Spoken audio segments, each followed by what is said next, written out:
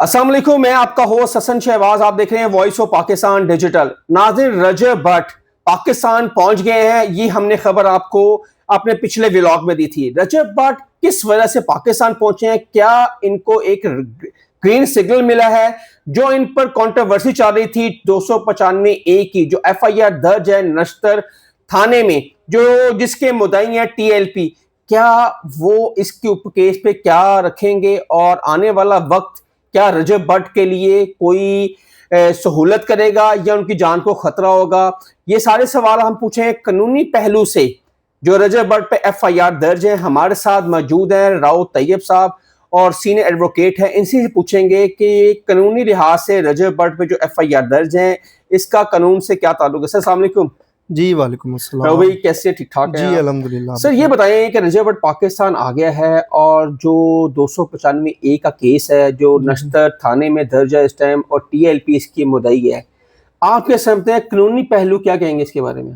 जी बिस्मिल्लाहिर्रहमानिर्रहीम। जैसा कि हसन भाई आपको पता है कि हमारा अदालती निज़ाम बहुत अच्छा सुपर निज़ाम है और अदालतों की वजह से ही हमारा मुल्क पाकिस्तान बहुत अच्छी जगह पर खड़ा हुआ है, स्टैंड करता है। इसमें यह है कि रजब भट्ट आ तो गया है, लेकिन सबसे पहले वो बेल करवाएगा आकर इस FIR में। वो बेल करवाएगा और उसको कहीं ना कहीं मुझे लगता है कि उसको ग्रीन सिग्नल मिला है और उसमें बहुत सारे एलिमेंट्स अनासिर इन्वॉल्व हैं जिन्होंने उसको ग्रीन सिग्नल दिया है कि आप पाकिस्तान आ जाए, हम इस मामले को बैठ के सॉर्ट आउट कर लेते हैं। तो अदरवाइज देखें, जैसे वो पाकिस्तान से गया था तो इतना जल्दी नहीं हो सकता था कि एक तरफ वो कह रहा है कि मैं देखें कब पाकिस्तान आऊँगा और एक तरफ वो रातों रात वापस आ जाता बिल्कुल है ऐसे ही है, पाकिस्तान।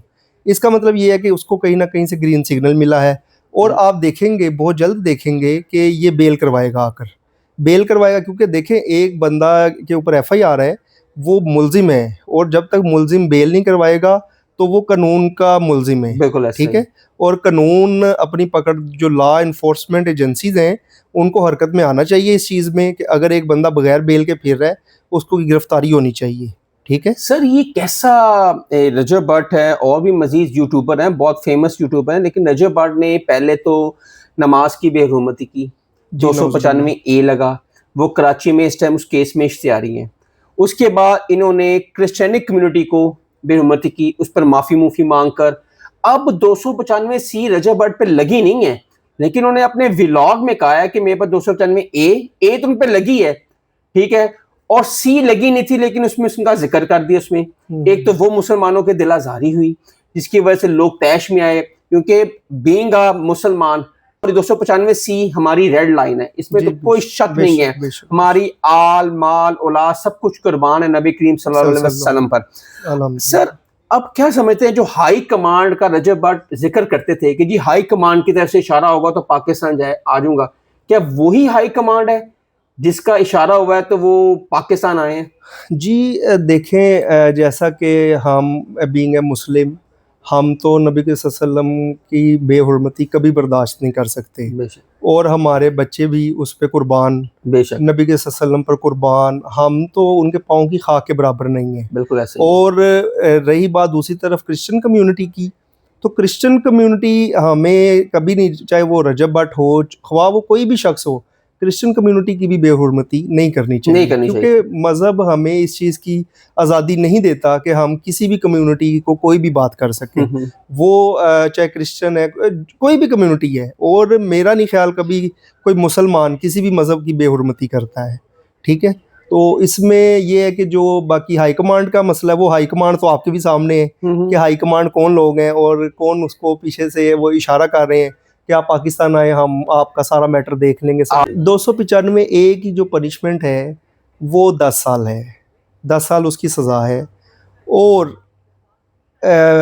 पाकिस्तान एक इस्लामिक स्टेट है। बीइंग ए पाकिस्तानी, मैं ये मुतालबा करता हूँ कि इस तरह का जो मवाद अगर कोई सोशल मीडिया पे अदरवाइज़ शेयर करे या डाले या किसी की दिल आज़ारी करे मज़हब के ऊपर और रिलीजियस इशू के ऊपर, कोई अगर इस तरह का मसला खड़ा करे, तो हमारा लॉ इन्फोर्समेंट एजेंसीज़ को चाहिए कि उसको ऐसी सज़ा दें कि वो उसके लिए डेटरेंट, पूरी सोसाइटी के लिए डेटरेंट बन जाए और 10 साल के लिए वो बंदा अंदर जाए और 10 साल से पहले कोई भी अदालत उसकी जमानत ना ले। जमानत।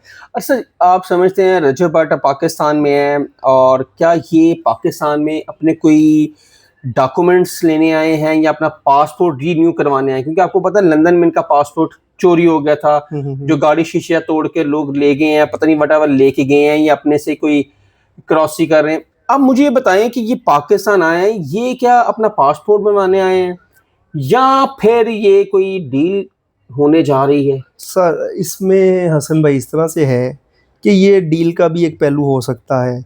दूसरी तरफ नहीं, पासपोर्ट रिन्यू की मुझे कोई बात समझ में नहीं आती, ठीक है। पासपोर्ट रिन्यूअल एक अलग मैटर है। जहाँ तक मेरा पॉइंट ऑफ व्यू है, ये कोई डील होने जा रही है इनकी, कोई मामलात डेफिनेटली सेटल होने जा रहे हैं। अपना पैसा तो फेंकता है, डेफिनेटली पैसा तो उसके पास है, वो फेंकता है। पैसा फेंक के वो समझते कि मैं किसी को भी अपने साथ मिला लूंगा, जबकि ऐसा नहीं है। बहुत सारे हमारे यहाँ पर बहुत अच्छे अच्छे लोग भी बैठे हुए हैं जो कि पैसे को अपनी लाइफ में कुछ नहीं समझते, ठीक है। और मैं उनको अप्रिशिएट करता हूँ, सल्यूट पेश करता हूँ कि ऐसे जो लोग हैं जो कि अगर तौहीन मज़हब करें नाउज़ुबिल्लाह, उनको करारदाद सज़ा मिलनी चाहिए। ज़रूरी है, बहुत ज़रूरी है, मिलनी चाहिए। आप भी रजब भट्ट के मिले हैं कभी के नहीं? जी मैं उसको मिला तो नहीं, लेकिन मैंने मेरा ख्याल है 2 से 3 वीडियो, आपके दोस्त तो बैठते हैं जी डेफिनेटली दोस्त उसके साथ हैं अटैच, लेकिन देखिए हर किसी का अपना अपना पॉइंट ऑफ व्यू है। पांचों उंगलियां एक जैसी नहीं है, ठीक है। हम अपनी ज़हनियत से हैं, दूसरे दोस्त अपनी ज़हनियत से हैं। तो मेरा तो ये पॉइंट ऑफ व्यू है कि नाउज़ुबिल्लाह मज़हब के बारे में कोई बात नहीं करनी चाहिए, किसी को भी नहीं करनी चाहिए। और रजब भट्ट को अदालतों का सामना करना चाहिए, अपनी बेगुनाही साबित करनी चाहिए, उलमा कराम के सामने पेश हो, अपनी बेगुनाही साबित कर। और ठीक है, अगर वो उसने नहीं किया ये चीज तो वो उसको माफी मिलनी चाहिए, ठीक है, एक दफा माफ कर देना चाहिए। क्या कहते हैं आप? जी अगर देखें, जैसा कि बात ये है कि अगर तो उसने नहीं किया, ये अदालतों का काम है देखना कि उसने एक जुर्म किया है या नहीं किया। आखिर वो डेफिनेटली मुल्क से फरार हुआ है, भागा है, तो कुछ ना कुछ तो पीछे इसके बिहाइंड द सीन कुछ स्टोरी चल रही थी, ठीक है। नहीं तो अगर देखे मैंने एक जुर्म नहीं किया तो मुझे अपना मुल्क पाकिस्तान, जिधर हम पैदा हुए हैं, जहाँ से हमारा लगाव है, जिसको हमें छोड़ के जाने को दिल नहीं करता, तो हम कैसे उस मुल्क से राय फरार इख्तियार करेंगे? सर वो ये भी हो सकता है कि हर मुसलमान आशिक़ रसूल है जी, जहाँ पर 295C का जिक्र आएगा तो हर बंदा कहता है जिसने ये किया मैं उसको चीर दूं, मार दूं। शायद इसी डर से वो पाकिस्तान छोड़कर सडनली वो चले गया। फिर उन्होंने उम्रे की अदायगी वहां पे की अपने दोस्तों के साथ, ये तो हो गया। अब रजब भट्ट के लिए आप क्या मैसेज देंगे बीइंग अ लॉयर के साथ?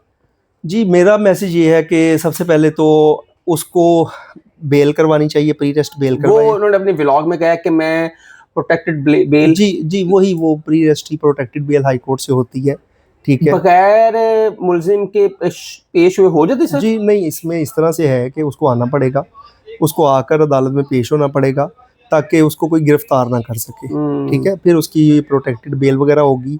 बेल होने के बाद फिर वो कहीं भी अपना आज़ादाना घूम सकता है। अदरवाइज़ तो लॉ एनफोर्समेंट एजेंसीज पाकिस्तान की बहुत ज़बरदस्त हैं, इंटेलिजेंस एजेंसीज उसके पीछे हैं, और उसको अगर तो वो बेल नहीं करवाता उसको गिरफ़्तार होना चाहिए। गिरफ़्तार करके उसको कटहरे में लाना चाहिए और पूछना चाहिए कि उसने अगर कोई मामला किया तो क्यों किया।